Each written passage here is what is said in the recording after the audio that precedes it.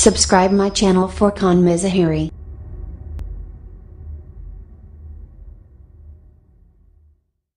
صل على محمد وعلى آل محمد كما صليت على إبراهيم وعلى آل إبراهيم إنك حميد مجيد اللهم بارك على محمد وعلى آل محمد كما باركت على إبراهيم وعلى آل إبراهيم في العالمين إنك حميد مجيد.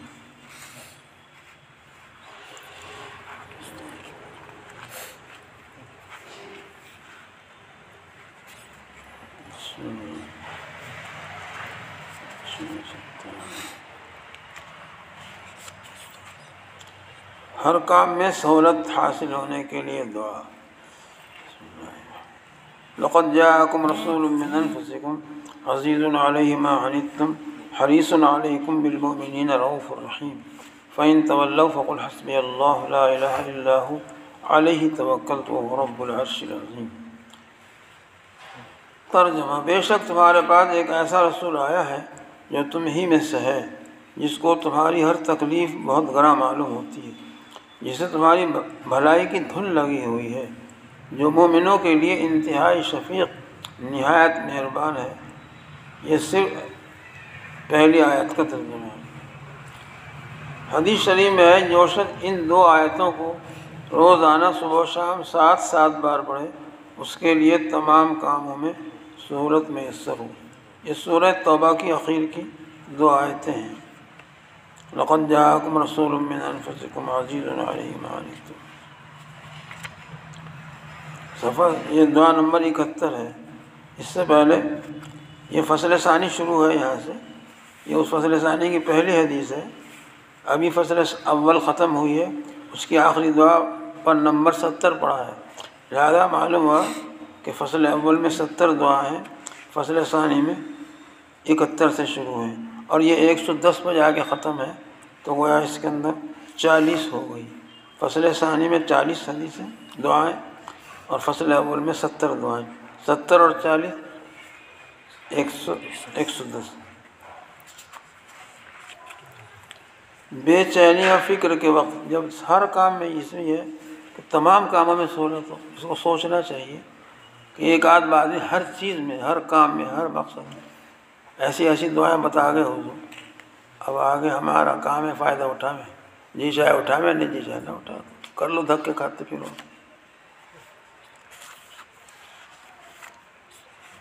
بے چینی فکر کے وقت کی دعائیں نمبر 72.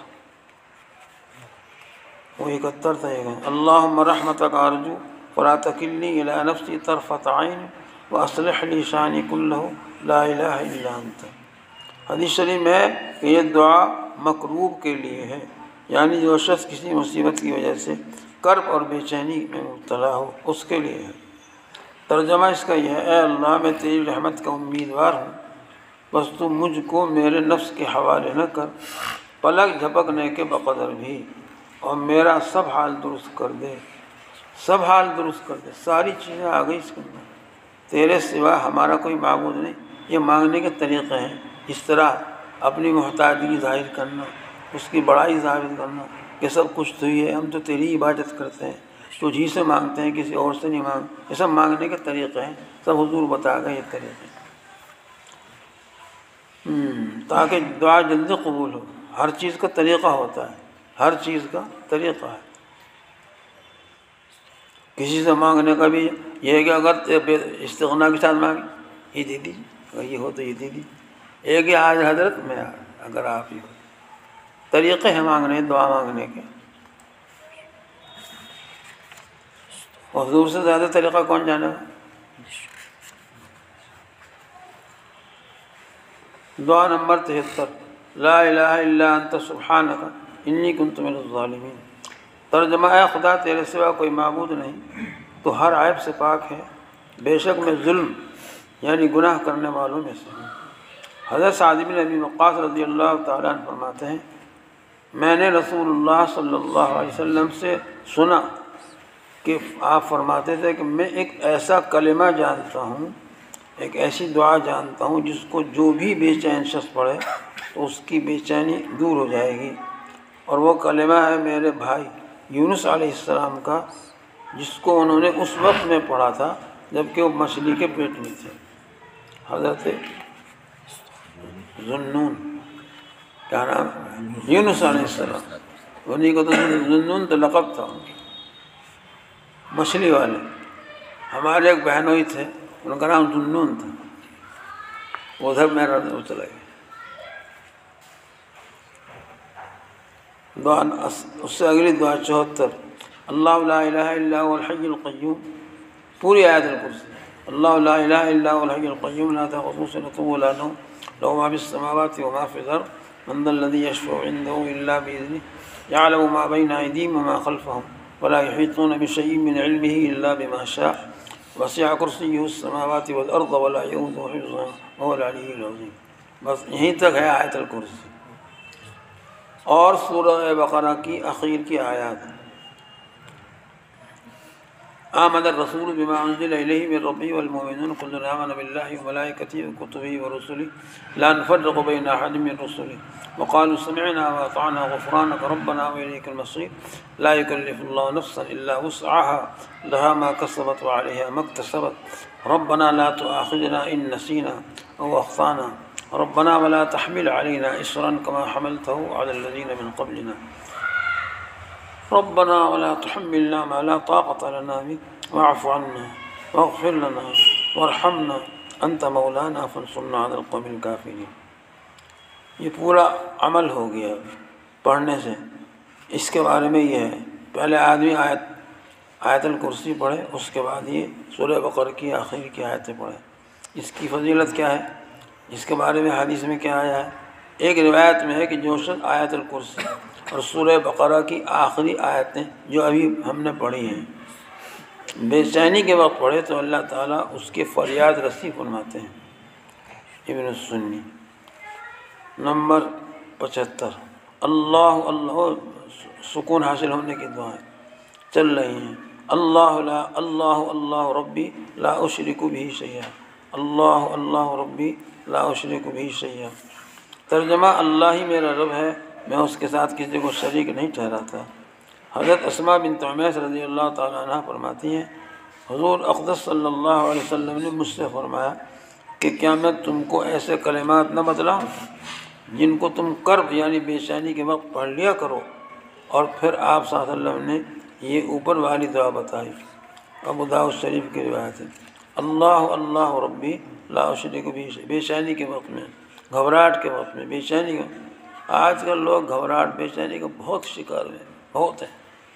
تو یہ دعائیں کتنی دعائیں، ایک سے ایک دعا ہے، کہیں تلاش نہیں کرنی پڑتی، کچھ نہیں، گھر بیٹھے جو ہے طاقت سے اٹھا کے کتاب پڑھ لیں تو کیا لگے اس کے اندر۔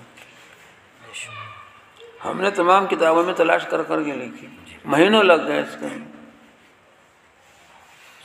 ایسی دعائیں اس کے اندر جو کسی کتاب میں ملنے کی بھی نہیں، وہ کیا وجہ ہے؟ تلاش کرنے سے ملی۔ اب وہ جو غسل خانے میں داخل ہونے کی دعا ہے، سب کہیں اسے جی کہاں سے مل گئی، کہاں سے مل گئی، ہمیں تو کبھی آج تک نہیں سنی تھی۔ میں نے کہا بھائی تلاش کرنے سے ملے، بہت محنت کر کے لکھی، یہ ویسے ہی تھوڑا ہی ہے، ضرورت کی وجہ سے لکھی ہے، بہت سخت ضرورت ہے دعاؤں کی۔ حضور اقدس صلی اللہ علیہ وسلم نے بہت زیادہ اہتمام سے سکھایا ہے، سمجھایا ہے۔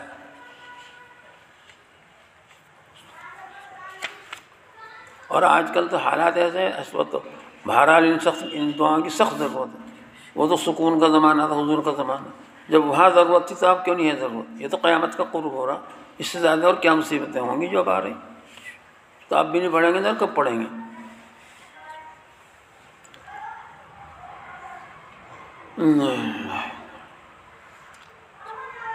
ایک دعا یہ ہے بس، صرف لا حول ولا قوت الا باللہ، صرف یہی دعا، لا حول ولا قوت الا باللہ۔